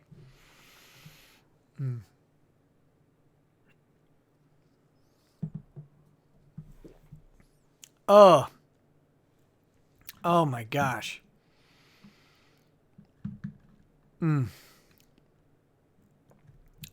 Ugh. Clay, I don't know what you're talking about. Should have argued that trash is outside of their jurisdiction. No, it's within their jurisdiction, but I'm getting to that. So the person who is potentially a criminal informant for the drug task force is present. And the alleged items that go into the garbage actually were from that person, according to my clients. I don't know. Maybe they're lying to me. So, like I said, so that person's there. The cops don't search that person. before they pull the garbage. So that person throws garbage away, and according to my clients, all of the garbage that is incriminating belonged to that person. I don't know. Maybe. But the police maybe should have mentioned this in their search warrant request, which they didn't do. Corey Jamnick says, do you think there's a conflict of interest with police having their own labs for testing evidence? Wouldn't a third-party lab be better? Oh, wouldn't it? Wouldn't that be great? But no, instead it goes to the Bureau of Criminal Apprehension, which has no interest in no potential conflicts of interest. I don't know what you're talking about. Niels Abdul says, OMFG, did Maddox lose? Someone fill me in. Yes, Maddox lost. When the stream is done, buddy, go back and watch it from the beginning, and you will get all the information that we have right now, with much more to come. All right. So the police have this person. Person is there. They don't mention that in the search warrant request. What they also happens in the search warrant is they mention that they do a garbage pull, but they don't actually do the garbage pull. According to the police report, the garbage company does the garbage pull, and they transport the trash outside of police custody to the police station and give it to them. So I have no idea what stuff went into that garbage bag between the moment it leaves the trash can and the moment the police get it again, and neither do the police. So this is a problem for me. Next, so the police use this, they get issued the warrant. I think that's improper, but whatever. They raid the house. Again, the person who I believe made the complaint is there, is on probation for an existing charge, has a no controlled substances condition on their probation. When everybody gets arrested, they make a phone call to this person's probation officer and the cop have a discussion, and then they let them go, even though presence in this house would be a probation violation because there was a felony controlled substance in the possession, if we accept that the 8.5 grams of hemp oil is a felony controlled substance. So my clients are charged with felonies. This person should have been charged with a probation violation at this point. Absolutely. Plus the police indicated that they smelled marijuana. They always smell marijuana. Never listen to that. That is just if you ever hear a cop say he smelled marijuana, 50-50 he's lying. And I'm being generous. Okay?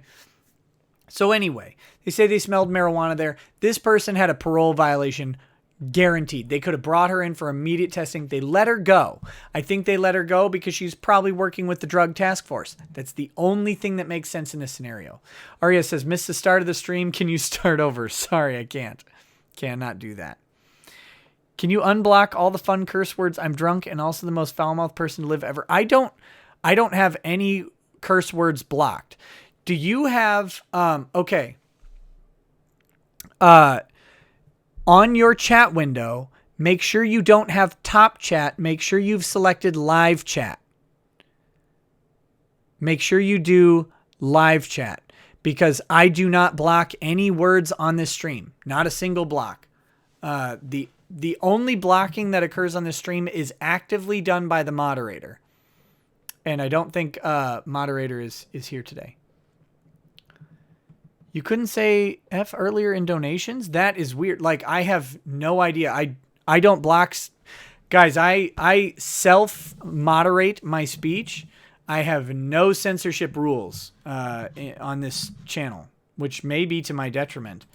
I'll even double check it right now. But channel...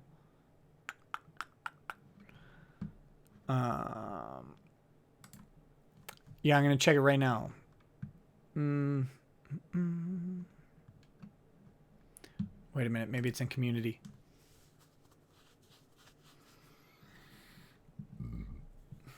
Community settings. Blocked words. I have 0 blocked words. I don't block links. I allow all comments and all creator credits. And I don't have potentially inappropriate chat messages held for review. Here, I'll even... I don't know. I see a lot of F words in this live. Yeah, you got to switch to live chat. If you have it on top chat, you won't see it. So that's that. Sorry if you do not understand. Yeah, I have top chat on the window because I can't change that. Maybe I can. On the stream. That's the default setting on here. Let me see if I can. Oh, guys, I can fix it. There. I didn't even realize how to change that. I apologize. It should be fixed. Oh, man. Next stream, that will not be the case. Last SC gets named in description drink. Last super chat. Oh, and someone asked me to drink this out of the Glencairn glass. Guys, a Dalwhinnie is so much better than a Fireball.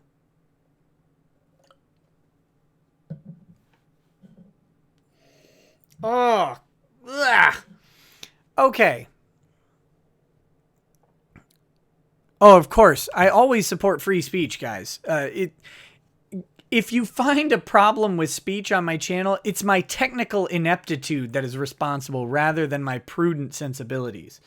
I don't engage in profanity for my own reasons that have nothing to do with any opinion about profanity.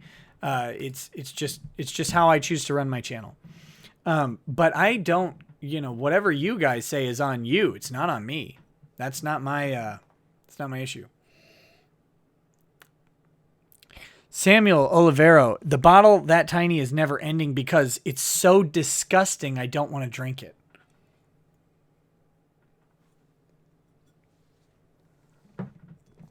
Oh, okay. So I was saying, part of the joy of whiskey is smelling it and engaging in the aroma before you drink it. Ugh, this just smells like corn syrup and Red Hots. Gosh, it's disgusting. Ugh.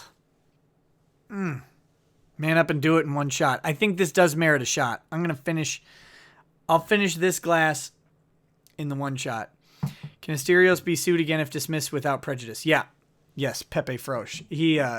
Landau has the ability to replead his motion. Here we go.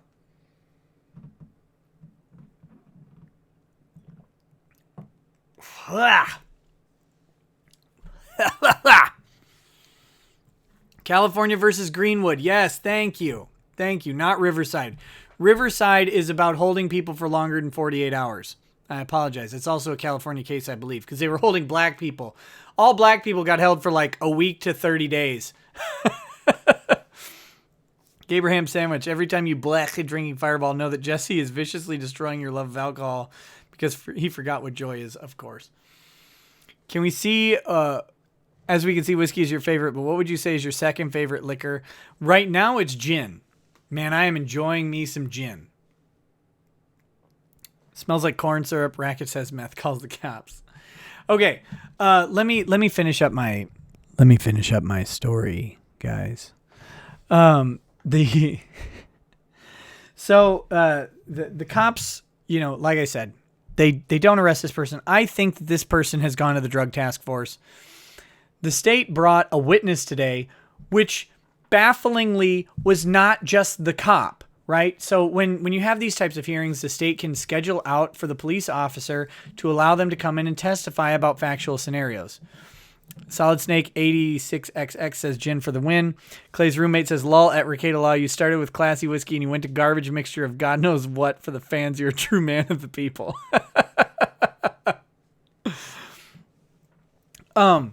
Yeah. What I do for you guys is you have to understand. So you schedule out a cop and you have them come in and make the case, right? To answer the questions. All they had to do to disprove my theory that this one chick is the one who came in and reported to them was to have the cop who took the interview come in and say, no, it wasn't her. If it was her, I would have put her stupid name in the thing. That's all they had to do. And instead, they got a guardian ad litem to come in and talk about this elaborate roundabout way in which they looked at the stuff, but they weren't the person to report to the police the contents of the messages. What is the state doing? Again, guys, this is just dumb lawyering. So all they had to do is get the cops to say, no, it wasn't her, it was someone else. Period. The person who talked to us didn't have a criminal record. And my argument looks like garbage. Now my argument still holds because for whatever reason, they did this weird thing. I watched a bigger, richer male copulate with my significant other. Am I a Maddox fan? Yeah. Pizza Wolf. Love you, buddy. Love you too, buddy. Okay. So, long story short, there are problems with the warrant. But ultimately, this case is about owning something that's legal to own. Owning something that's legal to own. And I mentioned that we had one of those Landau moments today. Because the judge looked, and we got a new judge, which is it's always weird. And the judge is a former prosecutor in this county. Huge conflict of interest, in my opinion. He should not be a judge in this county because he worked with the prosecutors. It doesn't make any sense. Philip Stahl says, how sticky are your hands out of 10 after that junk fireball? Pretty sticky. I'll give him a 4. They're only effing up because they're trying to frame their client for either good numbers or because the informant is trying to get out of something. Absolutely. Absolutely. Does losing party pay the winner's lawyer fees by default in USA? No. No, it's not by default. How fast will I get shot if I refuse a search the cop wants because he smelled marijuana? Matty P, you should voice your objection clearly. Say, I do not consent to a search, but you should resign yourself to the fact that police will end up searching you if they want to search you. There's nothing you can do about that. Do not resist a search. Just simply be clear in your lack of consent. Let your lawyer do the rest. Don't get shot. Is it legal to own slaves? I kind of do that at Rekieta law. No, it's in violation of the 13th Amendment. Legit, give me a quick thought on that. It seems like it's perf and people are clearly having fun with that. What are you talking about, Clay? I've been half listening to the story, but is it possible that the chick was trying to get your clients thrown in jail for revenge or something weird like that? Oh yeah, of course. Of course that's what happened. Yeah, she's absolutely an enemy of my clients. Yes. Another problem with all of this. But so the police thought, they came to the house thinking they had a meth bust. They came to the house thinking they were getting the meth dealer in town. They found literally nothing other than the hemp oil and the legally purchased guns, legally owned guns. And then they tried to make a big deal out of it. And today in court, they looked really stupid, but the judge took it under advisement. So I don't have a resolution and I may not have one for 30 days. So anyway. All right, that's my story, guys. I'm not going to talk too much about it. It's just really frustrating because, again, this is the problem with the criminal justice system. My clients have been arrested for something that isn't illegal. That arrest will never go away. Whenever you pull their BCA report, it will show a felony arrest for possession of a controlled substance. When an employer pulls their BCA report for a background check, it will say arrest, felony controlled substance possession. Even if we get them fully acquitted, even if we get the case dismissed, it doesn't matter. The BCA report will exist until the end of time. If you think police arresting people is a good thing, it's not. We don't just want people arrested, and we've got to get away from this idea of a society where we want the state to intervene all the time, because the state should not be intervening in this. If consent is not required, then what was Mattress Girl going on about? Any hit quotes from the judge? You're going against Ramos, bud. Hit quotes from the judge. Oh, today? I mean, the judge looked directly at the prosecutor and he said, so this is about the ownership of hemp oil, right? He said, what's the state's position on this? And she said, the state's position is that hemp oil might be above the THC threshold. And the only way we'll know is by testing it. And he responded, he said, but wait a minute. If it's above the THC threshold, how would someone who just walks into a store and buys this oil have any knowledge that the THC content was too high? The one element of possession crimes is that you have to knowingly possess something that's in violation of the Controlled Substances Act in Minnesota. And she said,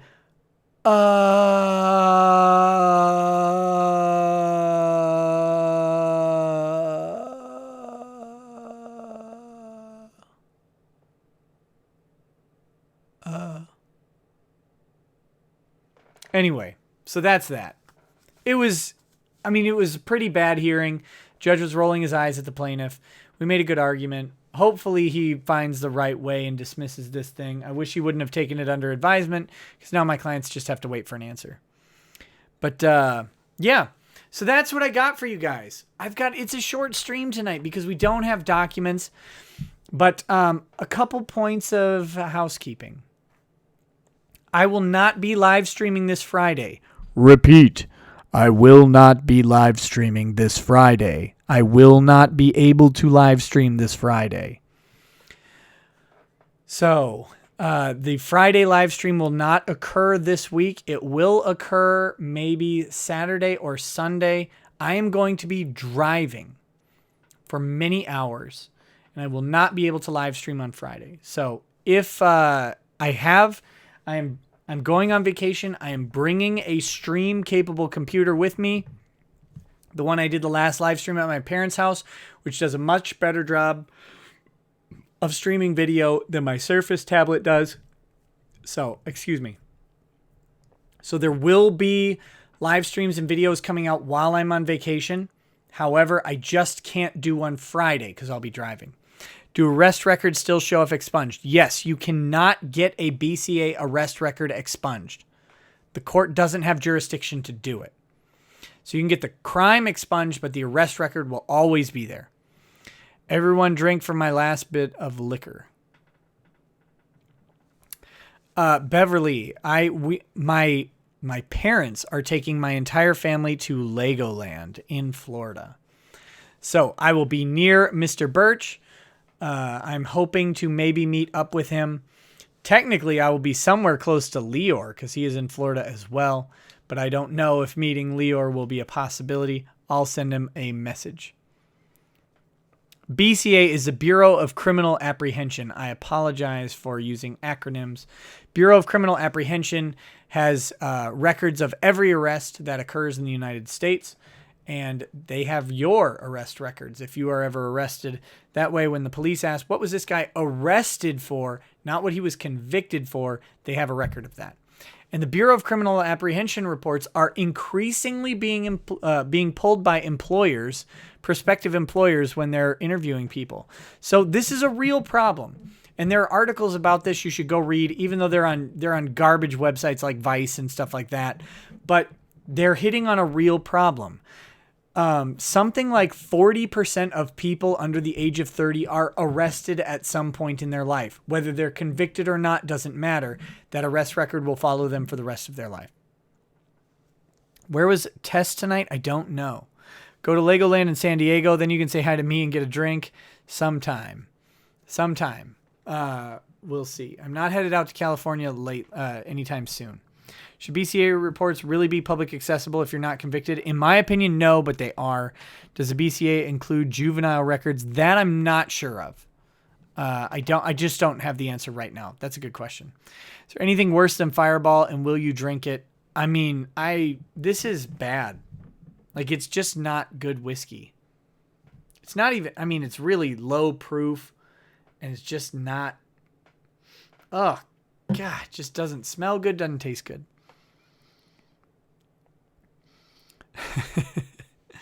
All right, guys, I'm going to wrap up this live stream. We're just under 2 hours. Thank you so much. Oh, wait, there's other big news that I haven't talked about. Okay.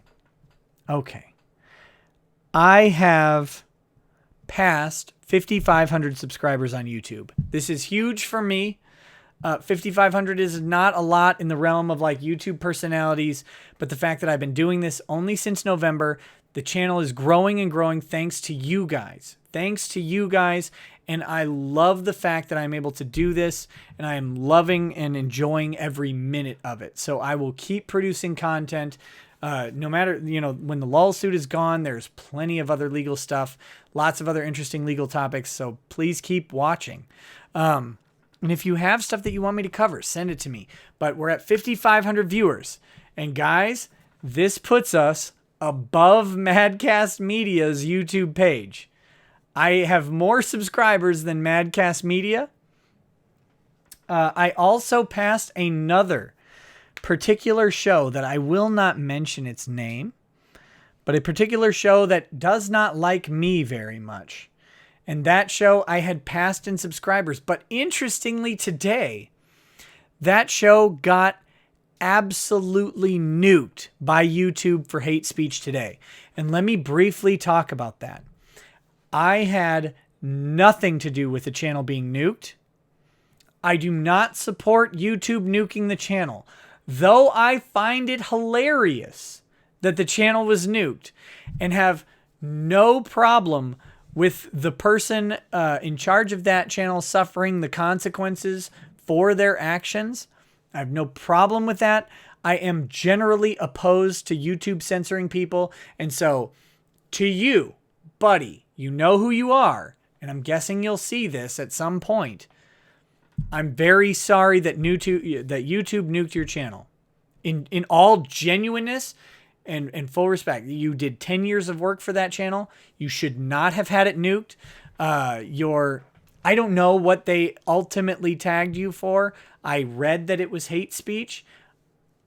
I don't like hate speech rules or laws. I don't agree with them. So I think that it's bad that your channel got nuked. And that shouldn't have happened. Even though you've said nasty stuff about me, even though you've tried to paint me in a particular way, I sympathize with you, and I don't think that should have happened against you. I had nothing to do with it. I don't want YouTube to censor people. I don't want YouTube to take down videos for the content of their speech. So, sorry, man. That sucks for you. You've also been banned from Twitter, or your account was nuked on Twitter. Again, I haven't seen any hate speech from you, or anything that would be actionable from Twitter. But I guess they disagree, and that's stupid. So there you go. Philip Stahl. If you have a warrant and turn yourself in, does that go on your arrest record? I think so. The warrant would probably be on your arrest record anyway. Wild Matsu, yes. I would be I would be referring to that person. And again, I'm not going to say their name. Look, like, I don't have... I have mild problems with this person because they're trying to mischaracterize something about me, which is, I guess that's their prerogative. But again, didn't want your channel nuked or censored. Don't want anybody censored. I'm all for 100% free speech. So sorry that happened to you, buddy. And I'll do this, and this is probably the fireball talking, and maybe I'll think this is really stupid in about 10 minutes. But if you ever want to call into my show and talk about what happened to your channel as being unfair, hit me up. We'll talk about it maybe. Steven Severin, what's your success rate? I don't know. Do you mean in court? My success rate is very high. I don't have a percentage. But, if I'm not able to get a court victory for my clients, I'm generally able to get them a very, very favorable settlement. So my success rate is that my clients who I help like me and continue to talk to me, whatever that means. Dr. Richard R. Ape, I'm a burn victim. What are my rights? Well, who burned you? Getting nuked on 2 platforms simultaneously, suspicious, potentially indicative, even if unjust? Maybe. I don't know. Am I a public figure? If not for the subs, then for being a law? No. Me being a public figure is a huge stretch at this point.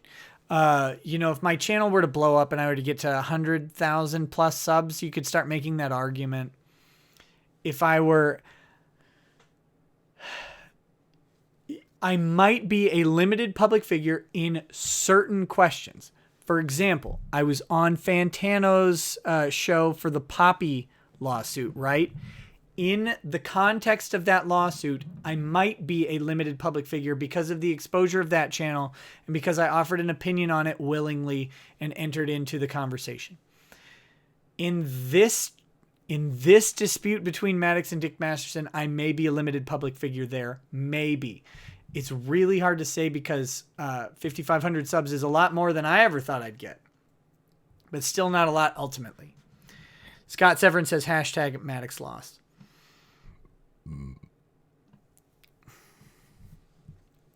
Richard says to mod him.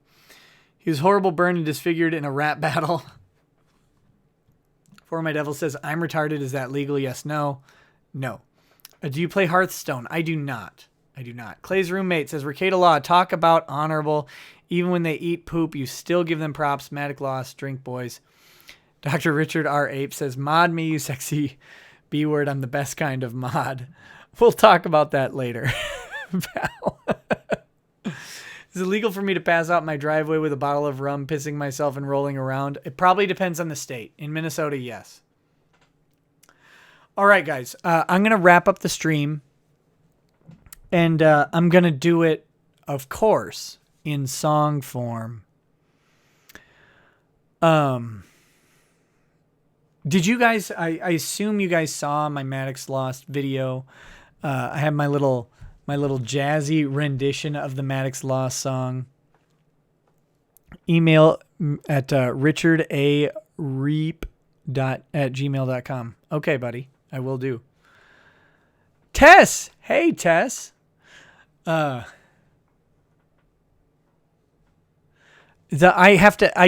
forgot that Dick is the winner is the last line of that song, so I don't have a melody worked out for it, so I'm going to have to improvise one. Do a rendition of the Titanic version. There's a lot of swear words in there. 2 minutes to midnight. So I'm going to finish. I'm going to finish up with the jazz version, and I'm going to improv the Dick is the winner line as well, just for good fun. Good fun. Iron Maiden.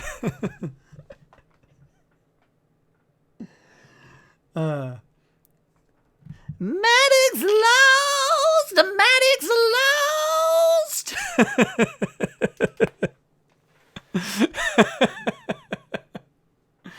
Oh.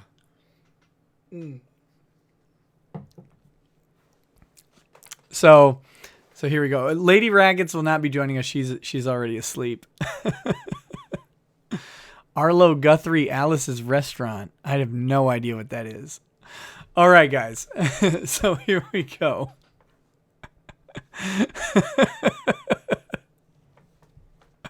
Solid Snake 86XX. Drinks for Dick. Congratulations, buddy. And guys, everybody out there, please take a quick drink for Dick Masterson, who I did talk to him on Twitter today because he is in the middle of the desert in Israel. He is not able to tune in tonight, so he is not on the stream as far as I can tell. And he sounded a little sad that he wouldn't be able to celebrate with all of us. But for Dick, for you, buddy, we're all celebrating on your behalf. So there's that. How about the trademark lawsuit? Oh, Dick. Hey, Dick, buddy. Welcome. Welcome to the stream. I'm glad you got to make it at least for the end. I'm going to sing my jazz rendition of Maddox Lost in just a second. But let's see. For Dick. L'chaim. Dick, for you, buddy, since I know you have a bottle of this at home, Black Barrel Jameson, I can't taint my Jameson with that Fireball garbage.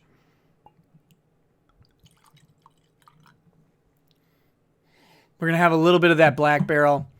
I don't think you brought it with you to Israel, but I'm guessing you can find something comparable. And this is to Dick Masterson. Congratulations on your win. Please talk to Sarah Matz and give her permission to talk to me. And I think that'll be a great interview. To you, buddy.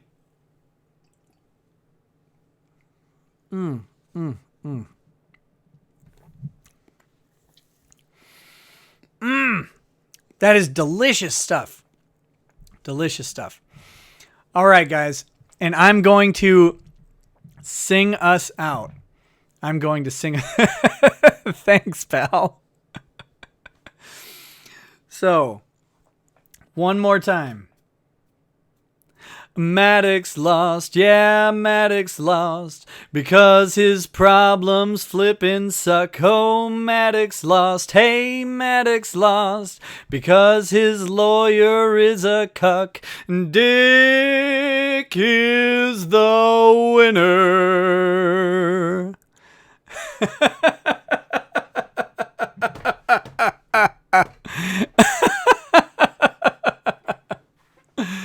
Oh, hey guys. Thank you so much for joining me on the stream. Thank you for joining me on the stream.